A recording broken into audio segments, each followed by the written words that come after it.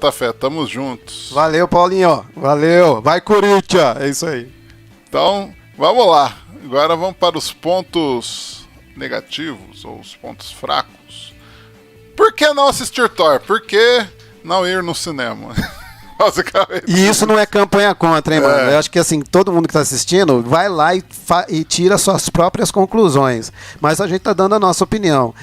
Porque seria mais interessante esperar ele chegar no streaming, entendeu? Do que você ir ao cinema. Se você é da geração nova, tá aí numa pegaçãozinha com uma menina e tal, você pode ir lá. Se o filme não te agradar, você tem, né, aquela oportunidade no cinema e tal. Agora, para os mais velhos, como eu, tal, né, que não quer perder muito tempo, então eu acho que nós vamos dar 3 motivos do porquê esperar no streaming é melhor do que pagar para ir no cinema. Não é campanha contra. Quem quiser vai lá e tire com as próprias conclusões. Vai lá. Os 3 pontos negativos. Então, vamos lá. Roteiro. Cheio de furos. O roteiro, claro, ele é uma adaptação do arco dos quadrinhos. A gente compreende isso. Mas há roteiros melhores adaptados do que esse roteiro que foi oferecido para nós em Thor, Amor e Trovão. Que é o arco ali nos quadrinhos do Carniceiro dos Deuses, que é o Gorr. Eu achei que ficou muito mal desenvolvido. Aí vai uma parte com spoilers. A espada assassina de deuses aparece do nada. A necroespada. A necroespada, um artefato que aparece ali no chão. E o deus bem descuidado...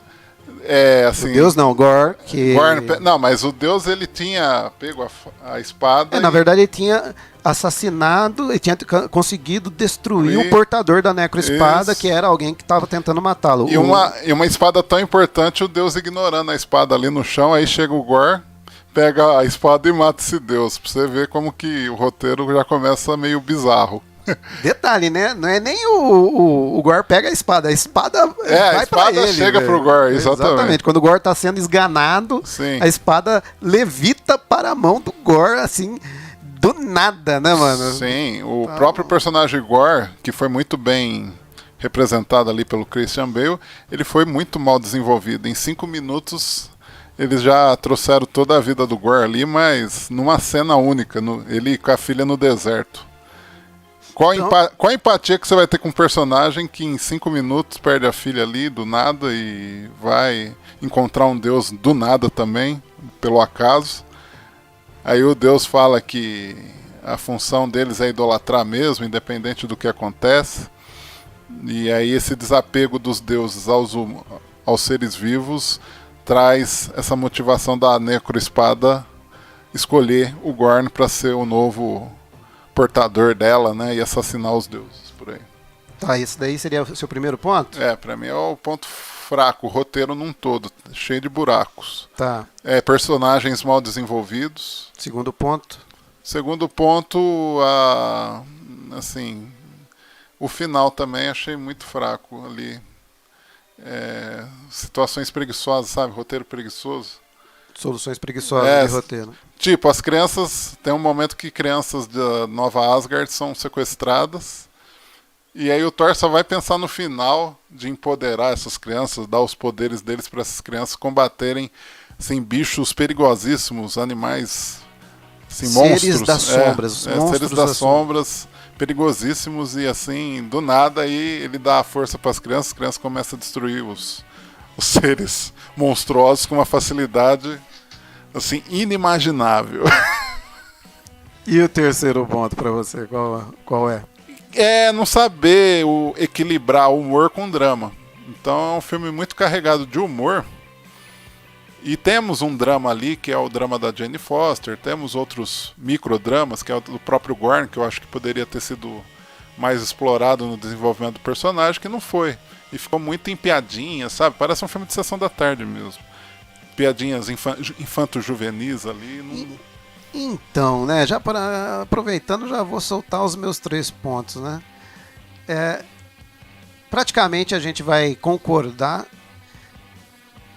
Por que pegar nas histórias em quadrinhos do Thor arcos tão importantes como o Carniceiro dos Deuses e a da poderosa Thor?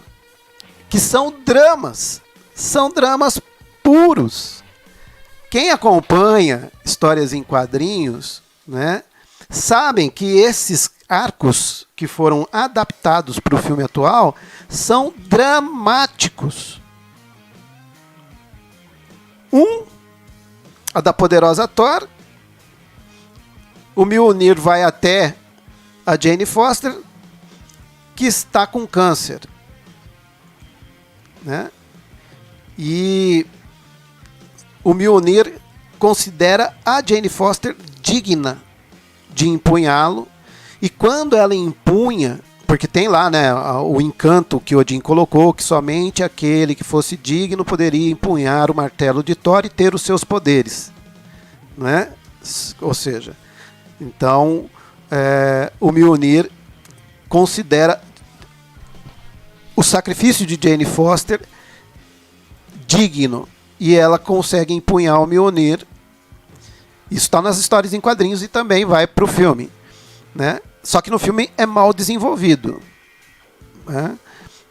No filme fica uma coisa meio assim, o Mjolnir chamou ela foi até Nova Asgard, de lá ela pegou e o Mjolnir reconhece ela ali, e ele que está destruído na história em quadrinho, ele não está destruído, mas no filme ele está, porque o filme é uma sequência direta de Ragnarok. Quem assistiu Ragnarok sabe que a irmã de Thor, a primogênita de Odin, a deusa, ela destrói o Mjolnir. Ela é a deusa da morte, né, asgardiana, e ela destrói o Mjolnir, fragmenta ele em vários pedaços e tal.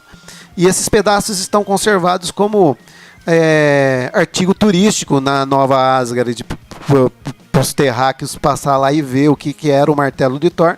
E aí ele, de certa forma, consegue chamar telepaticamente a Jane Foster, que vai até Nova Asgard, e lá ele se recompõe, né? Não de forma a manter a integridade original, né? Mas ele ganha a forma de novo do martelo, mesmo tendo todas aquelas trincas, né, e tal.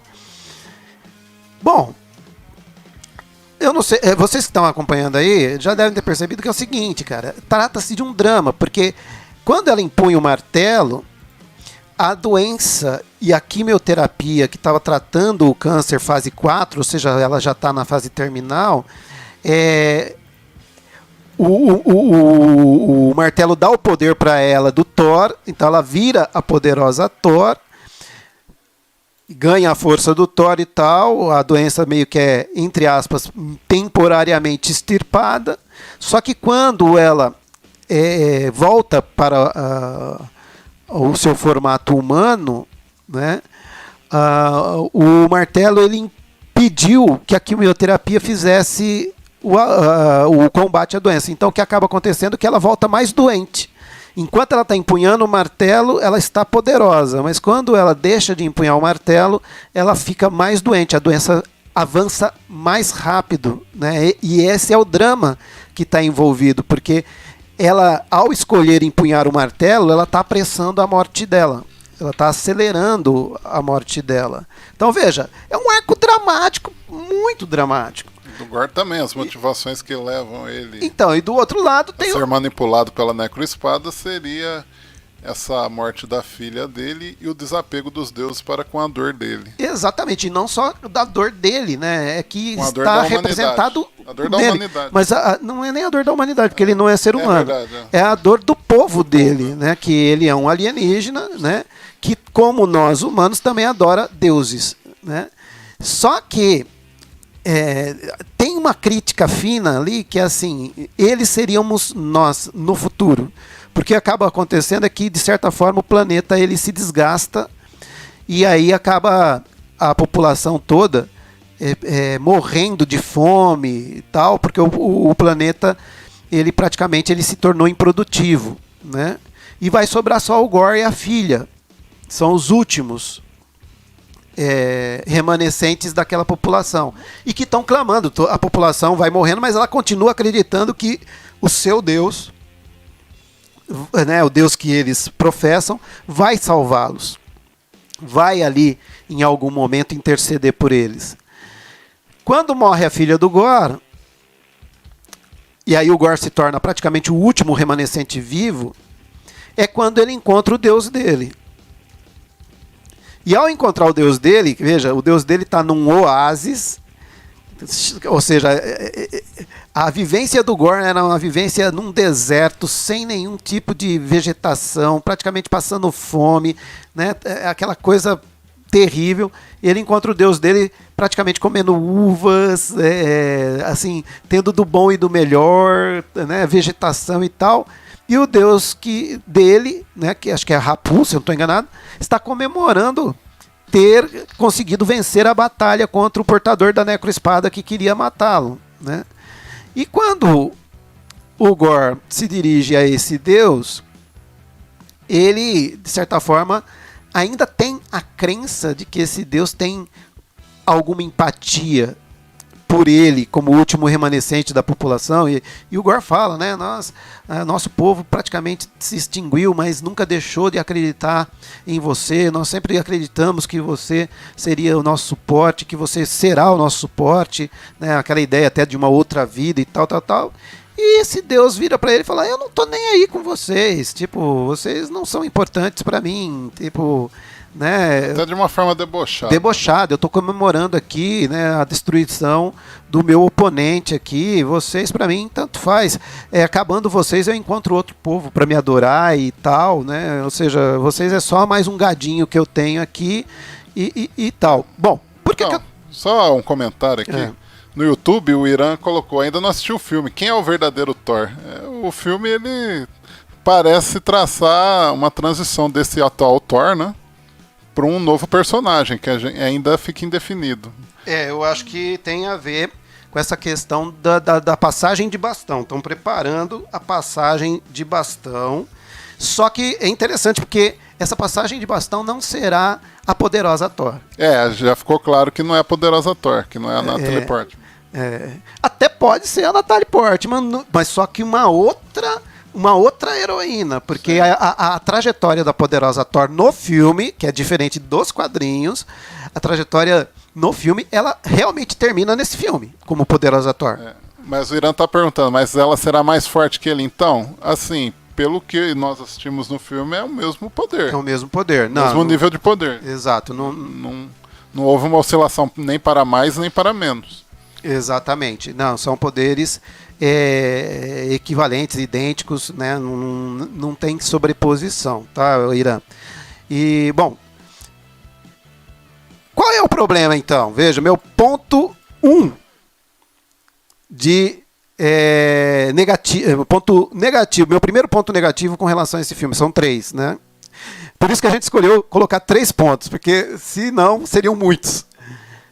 Você pega 2 arcos dramáticos e coloca num filme que você coloca como sendo uma comédia romântica.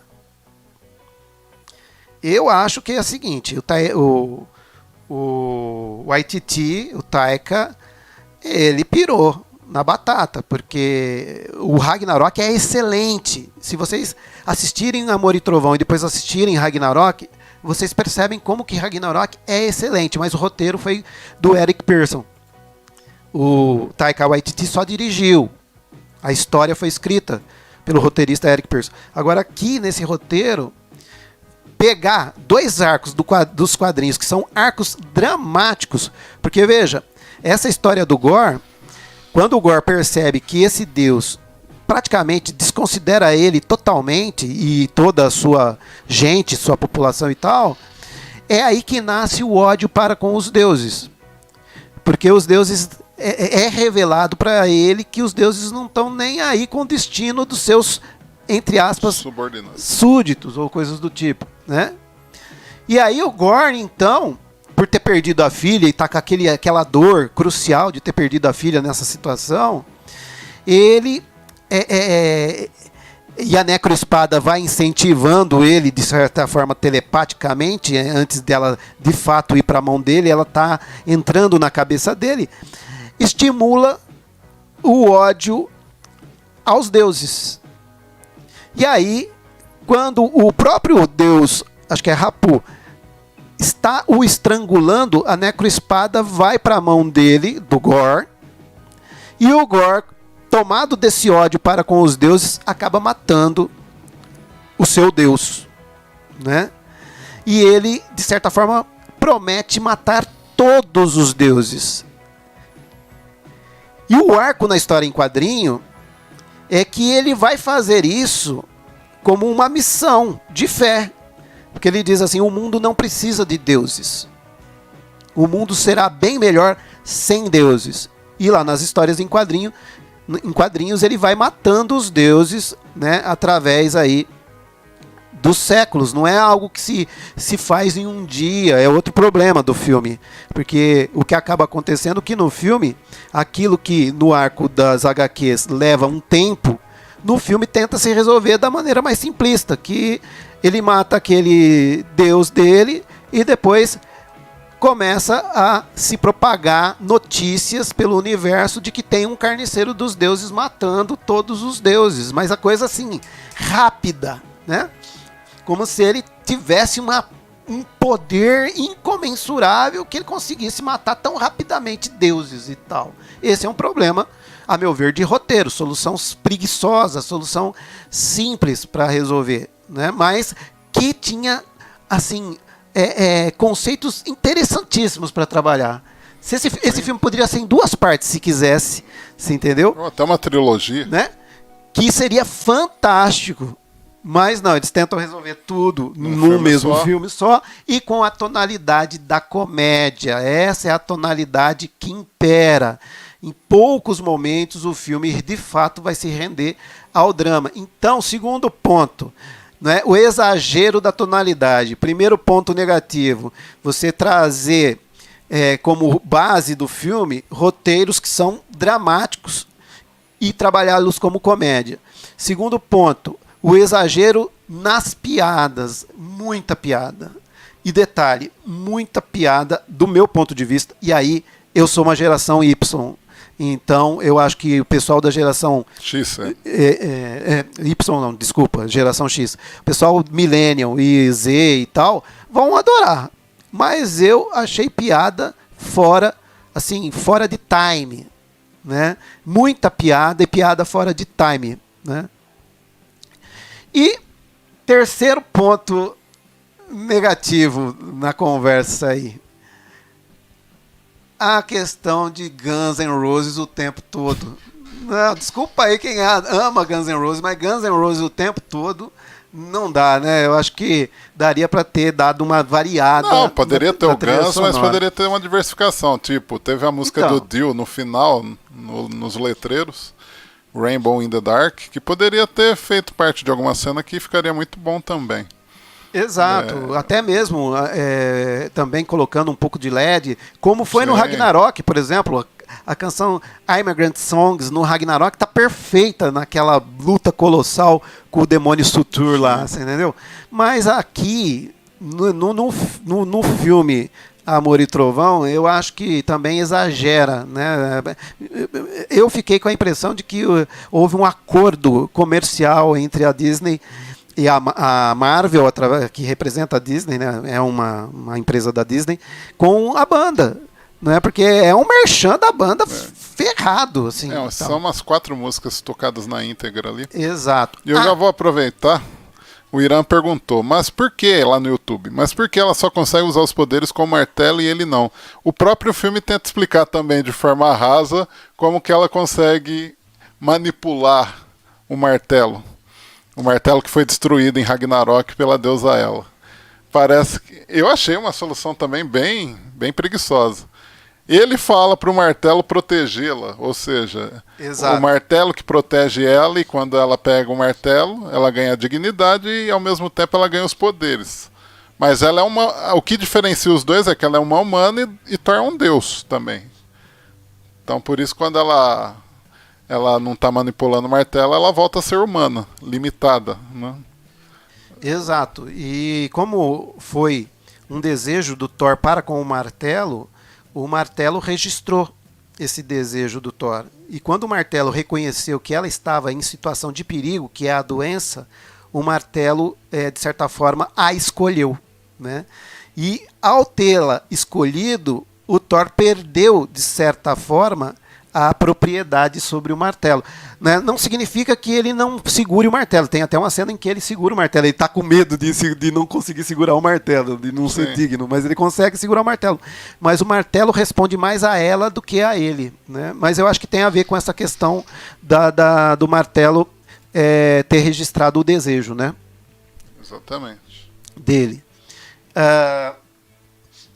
Um outro ponto que eu acho que está ainda dentro desses 3 pontos, o exagero da tonalidade da comédia, como foi tratado os deuses, principalmente o panteão dos deuses na cidade da onipotência, e aí eu estou me referindo a Zeus, ao principal deus do panteão grego.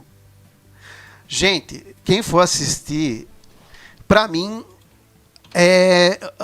quem faz Zeus é o Russell Crowe, que fez o Gladiador. É como se ele estivesse fazendo um stand-up vestido de Zeus. Tá?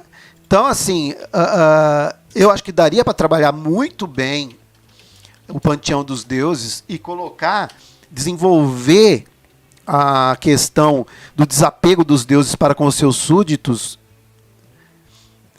e não da forma caricata como foi. Extremamente caricata. Os deuses estão em reunião, pensando em orgias, e quando Thor vai lá pedir ajuda, há toda uma encenação teatral para Zeus dizer não. Uma encenação que a gente sabe que não teria porquê de existir. Pareceu o Chaves. Quando o Kiko pede o Kiko não, o Chaves pede pro Kiko sanduíche de presunto, aí ele fica meio que... Fica provocando o Chaves e no final ele fala não. Não. Ele lembrou o Chaves, mano. Tonalidade de comédia exagerada. Mas o Chaves no Chaves é genuíno. Aqui eu achei meio uma cópia. Ficou caricato demais. E aí, no final, a gente vai ver que esse mesmo Zeus vai ter um certo... vai ter uma certa desavença com o Thor, e isso, de certa forma, pode ser trabalhado num próximo filme e tal. Mas acho que também a tonalidade ficou extremamente desequilibrada quando trabalhou essa questão dos deuses.